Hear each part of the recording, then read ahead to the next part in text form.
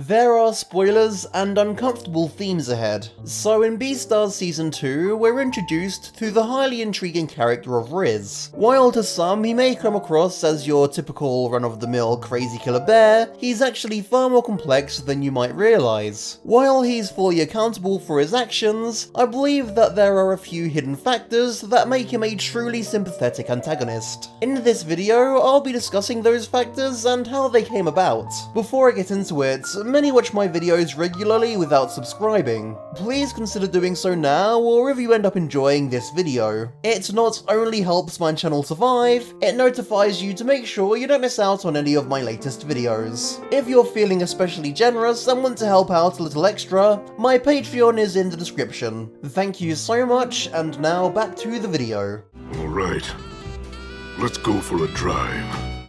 First, let's quickly take a moment to establish the events leading up to Tem's devouring. RIZ became fast friends with Tem, due to Tem's honesty about seeing him as terrifying, while still accepting RIZ and being able to sympathise with his loneliness. RIZ confides in Tem about his strength-inhibiting meds, as well as about the awful side effects he has to endure. As confiding in him made him feel so much better, Tem suggests that they start talking more as a way of relieving his side effects. And it works. He starts feeling so much better that he questions if he even needs his meds at all. Thus, he gives up his pills, wanting Tem to see the person he is without his medication. After RIZ accidentally starts tearing off his arm, Tem ends up rejecting him and runs off scared. Right after Tem declares that all carnivores are monsters, RIZ then succumbs to his predatory instincts and devours his best friend.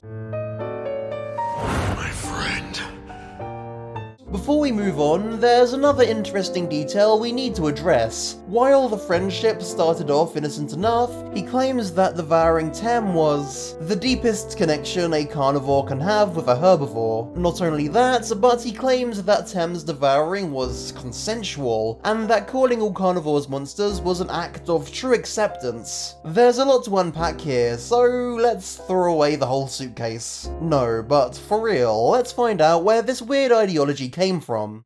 Now, in case you haven't ever watched the show before, carnivores are heavily discriminated against in the world of Beastars. Herbivores see them as monsters, believing that carnivores only see them as food and aren't capable of such emotions like love or any sort of compassion. While we know this to be false, their ideas do kind of make sense, right? The unfortunate reality is that there is some partial truth to their beliefs. Some carnivores really do give in to their instincts and devour herbivores. However, it's clear that most carnivores try not to lose control and do their best to protect herbivores. Even the ones that do lose control often don't mean to, which was especially evident with the deep guilt Tao felt over tearing off Kibi's arm. I'm sorry, like these flowers could ever. Their ideas are formed by fear and not lived experience. So why then do some carnivores such as RIZ have this belief?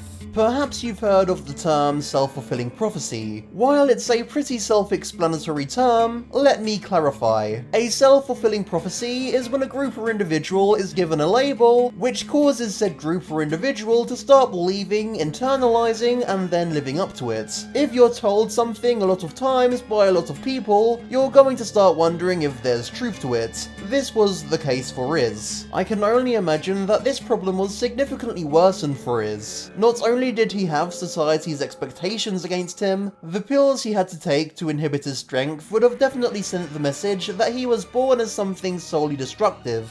This is why RIZ rejects Tem when Tem calls him nice. He thinks that deep down he's a monster. It's only natural that RIZ would feel insecure about this, and that he'd seek acceptance for it. I thought his views on taking the pills were very comparable to some born with mental illnesses, who need to take pills in order to function normally in society, even down to feeling so much better while on medication that he questioned even needing pills anymore. If Tem could accept him despite already seeing him as horrifying, maybe he could even accept the monster that he thought was the real him, the him without meds. Unfortunately, as we know, that didn't go quite as planned. He melted into me so peacefully, like a ripe tomato blending seamlessly into a dish.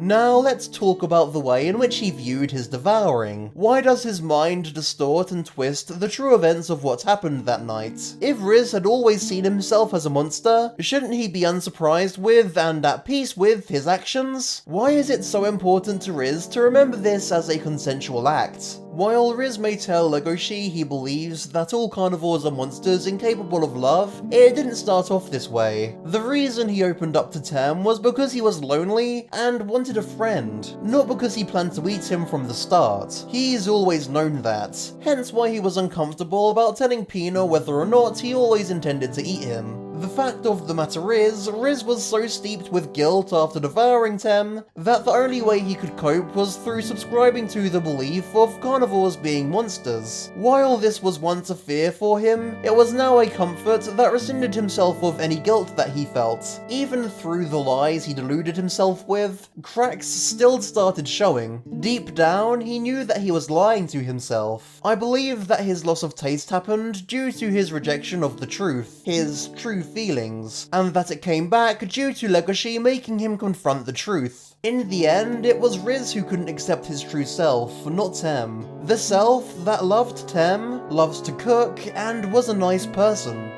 Thanks so much for watching, and if you enjoyed the video, a like would be very appreciated. Subscribe for more awesome content like this, and don't forget to leave your thoughts on Beastars Season 2 in the comment section down below. See you next time.